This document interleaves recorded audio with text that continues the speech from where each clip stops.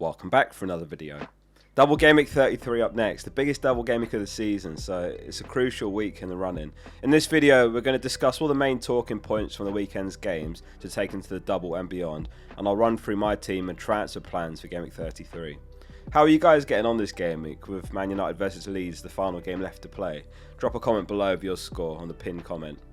I mean, what a start it was to the game week. 3 double-digit returns for West Ham. Well played if you had any of those in your team. Bowen, the main one who was being looked at there. Not too late to buy him, though it is just a single game week for West Ham next, so it does depend on chip strategy. Palace away for them. He's great if you're not free hitting in game week 34 and you need someone for the run-in, since they've got Everton home in game week 34, plus they've got Brentford, Arsenal, Newcastle and Leeds to come. A hat-trick of assists, and that was his biggest return of the season. Same in fact for Mavropanos and Tati, who registered their biggest scores ever. 21 pointer for Mavro following a brace, a clean sheet. He initially hit DEFCON as well, but he did lose it, but still 21 points is crazy work. And Tati came away with a brace as well, and Wolves clearly a team to target still, despite some good results they had before that West Ham game. Mosquera picked up a yellow. He's suspended for their next one, which is Leeds away, so that looks like good news for DCL owners potentially. Elsewhere in London, a shock defeat at the Emirates for Arsenal, Bournemouth winning 2-1. And they're actually on a crazy unbeaten run now, Bournemouth. Their last loss was actually against Arsenal back in Game Week 20 on the 3rd of January in the league. Over 3 months unbeaten in the league. Hill and Senesi both hit DEFCON. Gabriel didn't, but he did get the assist for winning the penalty for Jokeres, who scored it. Scott looks like a really strong pick for the double game week, having scored in that game. Double-digit return from him. Another one who got the biggest return of the season. If we look back at DEFCON data for the season, Scott is actually right up there among the very best.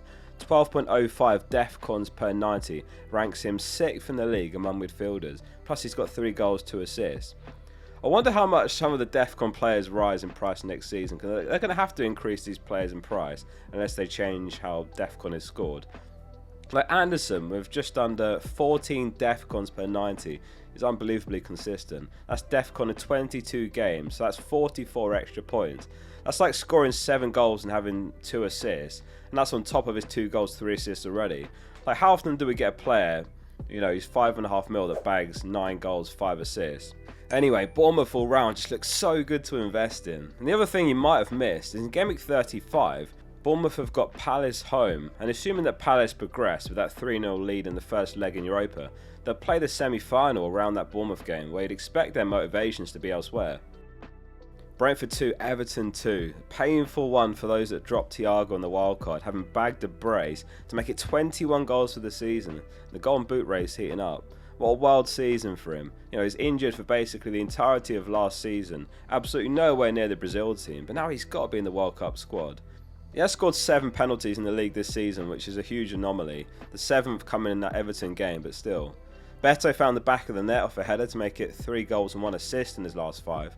Maybe he's an option in Game Week 36. They've got Palace then, who, as I say, are going to be potentially tied up with Europa then. And after that, they've got Sunderland home, and then they've got Spurs in Game Week 38. Dewsbury Hall with a very late equaliser for Everton as well. 12 goal involvements for the season, starting at 5 mil. He'd definitely be at least 6.5 mil next season. If you're not free hitting and you need a forward that covers you for Game Week 34 and the run-in, then I think it's got to be Thiago or Bowen. If you need someone that gets you through that blank game week, they're the 2 obvious ones. If I had to pick one, I'd lean towards Thiago. So, who's got the best fixtures then? Projected goals, projected clean sheets from FPL.page, FPL Focal in the App Store. What we'll do is we'll look at the next 5, but we'll also look specifically at the next game week to help you with the double game week. So for the next 5, Arsenal are actually top for projected goals. Despite that poor result last match, game week 35 looks like good timing to add an Arsenal defender or Rice. Maybe no one else, maybe Jokeres. The final 4 fixtures for Arsenal are Fulham, West Ham, Burnley and Palace, so really nice fixtures. Man City are second with 9.5 projected goals for the next 5, and then it's Chelsea, Liverpool, Man United, Villa and Newcastle. Gordon also looks really good from Game Week 35. Newcastle's final games are Brighton, Forest, West Ham and Fulham. He's on penalties and probably playing up front, failing that left wing. Arsenal are also top for projected clean sheets in the next 5. I'm looking to go double defence from Game Week 36 or maybe 37, so Burnley home, Palace away. Hopefully Timber's back sooner than later. Man City are second with 1.7 clean sheets for the next 5, and then it's Villa with 1.5, and then it's Leeds, Chelsea and Brighton. So the main names in the conversation here for me are O'Reilly, Nunes, Strike, Darlow, perhaps Beale, Justin or Goodmanson for the double. Cucurella from Chelsea is pretty much it in the defence there. And then Van Heck, Verbruggen, Kadioglu from Brighton. And if we just do a side by side, so looking at Game Week 33, the double game week specifically, projected goals and clean sheets, Man City are top of both tickers. Chelsea is second for projected goals in the double, so Palmer and João Pedro double up the way to go there. Enzo, of course, will be available again, so he's also valid. Like after Haaland this season, João Pedro is actually second in the league for non-penalty expected goal involvement with 15.45, and then Enzo is third in the league with 14.81 NPXGI. Data there is from Scout. They're doing 3-week free trials, so if you want to basically get the double game week, the blank and the 35, there's a link below to sign up and get free membership. For projected goals in the double, Bournemouth are third, followed closely by Brighton and then Leeds. Burnley, by the way, don't appear on either top 10 despite having a double game week. Leeds are second after City for projected clean sheets in the double. It's probably riding on that Wolves game realistically, isn't it? Bournemouth away is going to be a really tough fixture. Chelsea, Bournemouth and Brighton all joint third for projected clean sheets in the double. Speaking of Brighton, another ridiculous haul on the weekend. Vifa, he had one Brighton goal to his name ever until Saturday's game, scoring a brace, playing reverse out of position in right back. He's a midfielder in FPL. He hit DEFCON 18-pointer with max bonus. Brighton defence on the wildcard, the absolute heroes there after keeping a very fortunate clean sheet. They had 2 goals ruled offside against them and both of them ridiculously tight. If you had Brighton defence in your team, you can count yourself very fortunate of how fine those margins were. Verbruggen made 3 saves and he clinched 2 bonus points for a 9-pointer. His second biggest return of the season that. Låbakk owners really unlucky, 1.06 expected goals. Like what can you do? He had 4 shots that match, all of them in the box. Chelsea versus Man City ended in a battering 3-0 to City at Stamford Bridge, and the first 2 coming from defenders. O'Reilly off a Cherky cross, then Guehi off a Cherky ball threaded through, and then Doku pouncing off a Caicedo mistake. So yeah, nothing from the other popular picks like João Pedro, Palmer, Semenyo, Haaland. Palmer did actually reach 12 DEFCONs, so he got the +2 points. O'Reilly went off injured, and he just barely made it to 60 minutes, so the clean sheet was locked in early. Though City obviously kept one anyway in the end. He was spotted on the bench with ice on his leg. Potentially not serious, just sort of based on that and the body language, but we'll have to see over the next week. Haaland had a pretty quiet game, not very encouraging because he's going to be the most popular captain by an absolute mile heading into this double. The chances really just fell to other teammates mostly. Pep made a few changes, but Semenyo wasn't one of them, which is promising. He's just got such good natural fitness that he always feels likely than not to stay on and play the full game. It was the same when he was at Bournemouth, so he's just such a good pick for the run in Semenyo. In other news, Liverpool bounced back with a 2-0 win over Fulham. Another painful one for the wildcarders that sold Van Dijk, who finished on 9 points. Salah back in the starting 11 and scored as well. Mateta with a man of the match performance off the bench for Palace, scoring a brace to win the game for them. Sarr and Wharton were both benched, which is very telling. Like clearly Glasner's putting a lot of stock in the Europa as expected, and it does call some picks into question for their upcoming double game week.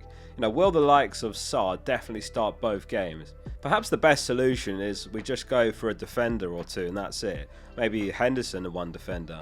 I would swerve Mateta despite the brace, unless Strand Larsen were to get injured. Just too much of a rotation risk to start both.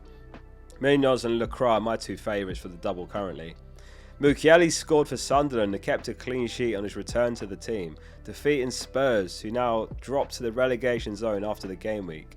It seems almost unimaginable for Spurs to get relegated, but they're seriously at risk. They're 2 points off safety now, and they've still got to play Villa and Chelsea away as the 2 toughest games remaining. Do you guys think that Spurs go down?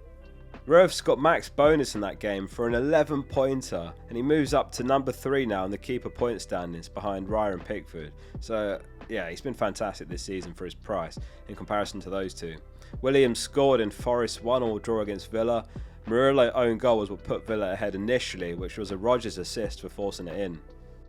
So onto the team for Double Gameweek 33 and transfer plans. I'm lined up with a 4-4-2. It's Darlow, Strauch, Van Heck, O'Reilly, Hill, Palmer, Gross, Semenyo, Tavernier, Haaland and João Pedro. And on the bench for Verbruggen, Thiago, Gabriel and Bruno. Frustratingly, Buying Salah a few game weeks ago has really put my season on the back foot, and I'm in a really awkward spot because instead of having 3 free transfers planned, I've got 1, which means compromises like I'm having to bench boost Gabriel against Man City. They have kept clean sheets there before, so there's a small chance. With more free transfers, Gabriel to Senesi is what I would have done.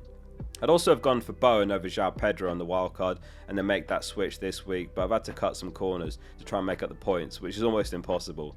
Haaland captain, Palmer vice. I do think Palmer is a good captain alternative if you're chasing. Like when you consider the fact that Haaland faces Arsenal on Sunday at 4:30, and then he plays against Burnley on Wednesday night, and then the FA Cup semi-final is on Saturday, so it's a Sunday, Wednesday, Saturday turnaround. So yeah, that kind of is one little factor in Palmer's favour. Perhaps a chance of reduced minutes in that Burnley game for Haaland, with Pep aiming to start Haaland against Southampton in the semis, and obviously wanting to manage him carefully for the run-in. Now the title is in Man City's hands now, if they win all games, but it does depend on that Arsenal game of course anyway. I could do Thiago to Calvert-Lewin as well, which does look really strong given Wolves just got battered 4-0. I'm going to free hit in Game Week 34, so there isn't much scope to roll transfers because obviously when you use a wildcard or a free hit, you just carry over what you had before, you don't gain an extra transfer. And I do think I might want to use a couple of transfers on Palace players still when they double. Even with Europa, I just still think buying 1 or 2, perhaps Sarr and one of Munoz or Lacroix is solid. And in Game Week 37, I'd like to add a couple of Arsenal players if possible because they've got Burnley home and then Palace in Game Week 38. So my plan is to roll. In theory, I could roll in Game Week 35 coming out of that free hit, which would get me up to 3 free transfers in Double Game Week 36, assuming that's where the double drops in, which we're expecting it to.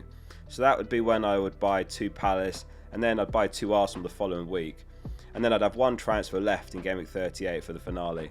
If O'Reilly's a major doubt for the Double Game Week, I'm in a bit of trouble because I've only got 0.2 mil, so I actually can't afford Nunes, can't afford Gueye. So in that scenario, if he was ruled out, I think I'd just have to swap him for Senesi. But otherwise, you know, if there's a chance he's going to make the Double Game Week or maybe just a slight doubt for the Arsenal game, I'll just keep him in. So that's the rough plan. I'll go into it in more detail in the team selection video on Wednesday. And of course, the players to buy video will be out on Monday for the Double Game Week. Make sure you subscribe so you don't miss the content coming. It's all free. See you soon for the next one.